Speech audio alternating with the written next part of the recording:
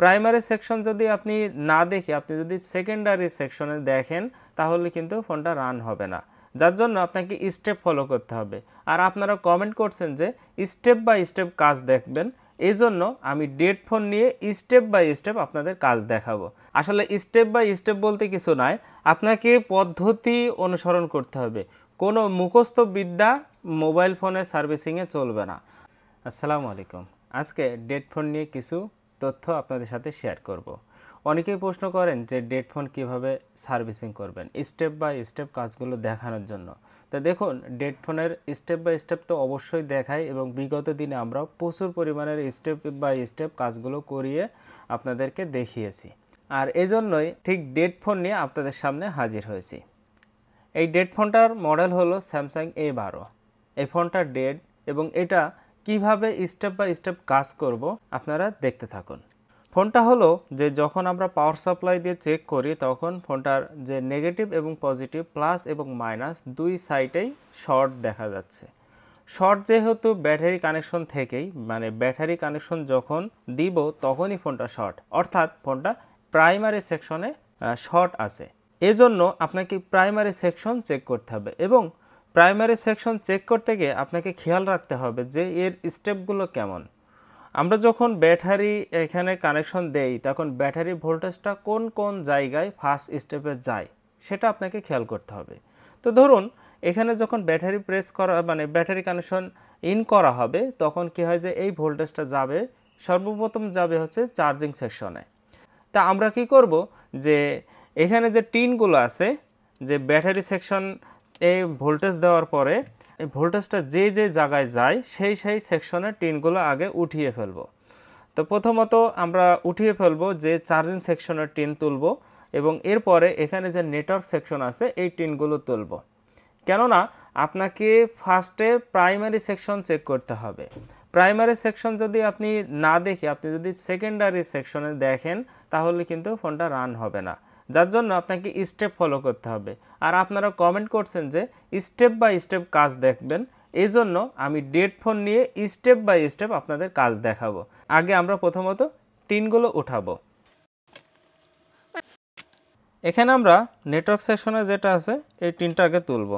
আমি এখানে হিট ব্যবহার করব না, আমি জাস্ট প্লাস এই কাটিং প্লাস যেটা আছে এই কাটিং প্লাসের মাধ্যমে এটা খুলে ফেলব। আমরা জানি স্যামসাং A02, M02 এইসব বোর্ডের যখন আমরা টিন ওঠাই, টিনের যে আসর আছে এই আসরের কারণে কোনো প্রিন্ট কাটে না, তাই সেহেতু আমরা এটা খুব সাবধানতার সাথে টিনটা উঠিয়ে ফেলব। দেখুন এখানে যখন আমি টিনগুলো তুলেছি কোনো রকম কোনো ক্রাশ পড়েনি বা কোনো প্রিন্ট কাটেনি, যার জন্য আমাকে হিট এখানে ব্যবহার করার কোনো প্রয়োজন নাই। হিট ব্যবহার ছাড়া এটা তুলে ফেলব এবং এখানে আমরা এই যে এই টিনটা আছে এই টিনটাও খুলব। টিন একেবারে সবই তুলে ফেললাম। আমি যেহেতু পাওয়ার সাপ্লাই ফার্স্ট স্টেপে আমি চেক করে নিয়েছি আমরা প্রথমে কত রিডিং পাচ্ছি এবং এটা কোন ধাপে কোন পরিস্থিতিতে আমরা এটা সার্ভিসিং করব। যে প্লাস লাইনে প্রেস করলাম তখনও যেরকম এবং মাইনাস লাইনে প্রেস করার পরও অটো রিডিং নিয়ে নিচ্ছে, 2 অ্যাম্পিয়ারের বেশি নিয়ে নিচ্ছে। খেয়াল করুন, বেশিক্ষণ ধরা যাবে না তাহলে কিন্তু পুড়ে যেতে পারে। খুব শর্টকাটে দেখানোর চেষ্টা করছি। আমরা কি করব, এটা বিপ মোডে নেব। বিপ মোডে নিয়ে এখান থেকে যে চার্জিং আইসির আশেপাশে যে মোটা মোটা ক্যাপাসিটারগুলো আছে আমরা আগে চেক করে নেব। দেখুন এখানে বিপ দিচ্ছে দুই সাইডেই বিপ পেলাম। আমরা আগে পর্যায়ক্রমে ধাপে ধাপে স্টেপগুলো দেখে নেব যে কোন কোন সেকশনে শর্ট থাকতে পারে। এটা হচ্ছে যে গ্রাফিক্স সেকশন, ভিপিএইচ পাওয়ার যেহেতু এখানেও আসে এই সেকশনটা শর্ট থাকতে পারে।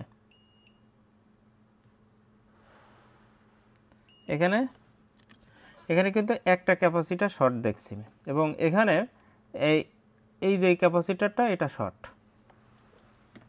এরপরে আসি পাওয়ার আইসির আশেপাশে, যে এই যে আইসির 6357 CRV এই আইসির যে ইনপুট লাইন টোটালে শর্ট। বিপ আওয়াজ শুনছেন নিশ্চয়। এই যে টোটাল বোর্ডটা যেহেতু শর্ট আছে তাহলে এই শর্টটা ফাইন্ড আউট করার জন্য আগে সর্বপ্রথম আই স্ক্যানিং করা লাগবে। এখন এখানে চেক করব যে এই যে ক্যাপাসিটার এটা শর্ট পেয়েছি, এটা দেখছেন নিশ্চয়ই বিপ দিচ্ছে। যেহেতু চার্জিং সেকশনে সর্বপ্রথম ভোল্টেজটা আসে, এই জন্য আমরা চার্জিং সেকশন দিয়ে শুরু করব। আমরা শর্ট মাপবো বিপ মোডে। বিপ মোডে যখন রিডিং থাকবে কিন্তু বিপ দেখাবে, যেমন আমি একটা বাক সাপ্লাই লাইন আপনাদের মেপে দেখাই। ধরুন আমি যেটা বোঝাতে চাচ্ছি যে এখানে রিডিং দেখা যাচ্ছে কিন্তু বিপ আছে, এই যে রিডিং আছে কিন্তু বিপ আছে, এটা কিন্তু আমরা শর্ট ধরবো না, এটা শর্ট না, এটা হচ্ছে যে বাক সাপ্লাই লাইন, যেহেতু এই জন্যই এই রিডিংটা আসে। তো যখন বিপ মোডে শর্ট খুঁজে পাবো না, তখন আমরা ডায়েট মোডে কনভার্ট করবো এবং ডায়েট মোড দিয়ে চেক করব। তা আমরা যেহেতু এখানে শর্ট পেয়েছি, এখন আমাদেরকে কি করতে হবে যে আমাদের পরের স্টেপে আবারও খুঁজতে হবে যে আমরা এখানে কিন্তু একটা ক্যাপাসিটার শর্ট পেয়েছিলাম, দেখছেন নিশ্চয় এটাও শর্ট পেয়েছি, কিন্তু এটা কিন্তু শর্ট না। আমরা যদি এখানে ভোল্টেজ দেই কিন্তু কাজ হবে না। আগে খেয়াল করতে হবে যে মূল শর্টটা কোন জায়গায়, আই স্ক্যানিং করে আগে খুঁজে বের করতে হবে। প্রত্যেকটা জায়গায় টু জেড খুঁজবেন। এই সেকশনটাতেও দেখলাম এটাও নাই, এখানেও নাই, এখানেও নাই। এবার আমরা পাওয়ার সেকশন দেখব। পাওয়ার সেকশনে এখানে শর্ট আছে। এই যে প্রাইমারি লাইন, এই লাইনটা কিন্তু ইন লাইন, এই পাশে যা দেখবেন যে মোটামোটা ক্যাপাসিটার এগুলো ইন, এবং অপোজিটের যে ছোট ছোট ক্যাপাসিটার আছে এই লাইনগুলো কিন্তু আউটপুট লাইন কিন্তু শর্ট থাকবে না, থাকবে কি ইনপুট লাইন। তাহলে এখানে একটা পার্সের দেখুন আকার পরিবর্তন আছে, একটু খেয়াল করুন যে এটা হচ্ছে যে ব্রাউন কালার আর এটা হচ্ছে যে ব্ল্যাক হয়ে গেছে, মানে এটা কালো টাইপের হয়ে গেছে। তাহলে এটা কিন্তু শর্ট বলা যায়। হ্যাঁ, তা এখানে কি করব, এটা কিন্তু অলরেডি কিন্তু এটা মানে খুলে গেছে আর কি, মানে যা ওই যে ভোল্টেজ টাচ করা হয়েছে তাতেই আছে যে খুলে গেছে, মানে আমরা যখন ব্যাটারি সংযোগ দিয়ে চেক করলাম না, তখনই কিন্তু এটা পুড়ে গেছে আর কি। যাক, তাহলে এটাই হয়তো শর্ট থাকতে পারে। তা আমরা আবারও চেক করি, এখনও কিন্তু বিপ পাচ্ছি। তাহলে আমরা এই ক্যাপাসিটারটা ছাড়াও কিন্তু আরও কিন্তু শর্ট দেখতে পাচ্ছি। তা আমরা কি করব যে এই সেকশনটা আমরা স্মোক দিয়ে আগে হচ্ছে যে ঢেকে নেব। দেখুন পুরো বোর্ডটাকে স্মোক দিয়ে আবৃত করে নিচ্ছি। হ্যাঁ, আমরা কিন্তু শর্ট ফাইন্ড আউট করার চেষ্টা করছি। একটা ডেড ফোন আপনি সলিউশন কেমনে করবেন সেটারই একটা ধারণা আপনাকে দেওয়া হচ্ছে। একটা ফোন যে আমি দেখালাম আর এইভাবে আপনি কাজটা ডান করে ফেলবেন তা না, কিন্তু এখানে কিন্তু আপনার আইকিউ, আপনার বুদ্ধিমত্তা প্রয়োজন। আপনি যতটা আপনার অভিজ্ঞতা একটা ফোনের পেছনে লাগাতে পারবেন, আপনার কাজটা তত ইজি হয়ে যাবে। আমরা কি করব যে মাইনাস লাইনটা বডির সাথে আগে ফিক্সড করে নেব। খেয়াল রাখতে হবে যে আমরা যখন এখানে ভোল্টেজ টাচ করব তখন পাওয়ার সাপ্লাইয়ের যে ভোল্টেজ, সেখানে আমরা ভোল্টেজ রাখবো 4.4 এবং অ্যাম্পিয়ার রাখবো 2 অ্যাম্পিয়ার। 2 অ্যাম্পিয়ারে বেশি রাখবো না, কেননা যদি হাই ভোল্টেজ হয়ে যায়, অ্যাম্পিয়ার বেশি হয়ে যায়, অনেক সময় শক্তি প্রয়োগের ফলে ফোনটা ড্যামেজ হওয়ার সম্ভাবনা থাকে। তো এখানে খুব কম আছে যে অ্যাম্পিয়ার ব্যবহার করব, 2 অ্যাম্পিয়ারের নিচে থাকলে ভালো হয়। দেখুন এখানে টাচ করার পরও এখানে কোনো পার্সের কোনো আকার পরিবর্তন হয়নি, কিন্তু আমরা ঠিক অপোজিটে কোনো পরিবর্তন পাচ্ছি কি না,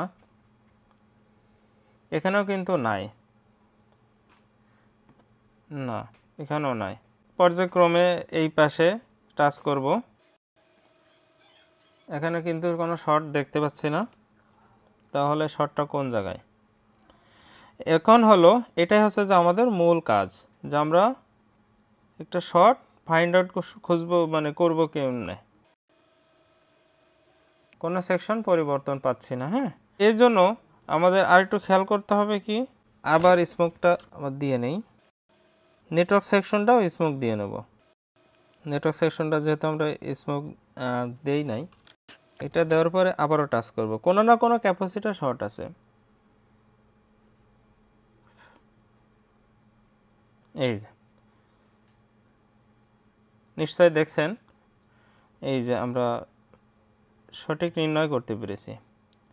এই ক্যাপাসিটরটা কিন্তু এখানে শর্ট ছিল। হ্যাঁ, এবার এই যে এই পরিস্থিতিতে এখন কোনো শর্ট আছে কিনা আবারও চেক করতে হবে।